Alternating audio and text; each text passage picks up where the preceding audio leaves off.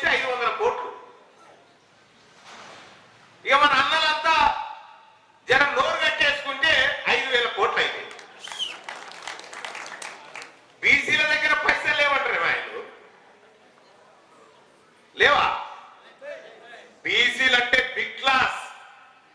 ఎవరి సొమ్ము ఎవరు తింటున్నారు బాయ్? బీసీల సొమ్ము మీరు తినుకుంటా బీసీలు బిచ్చగాళ్ళ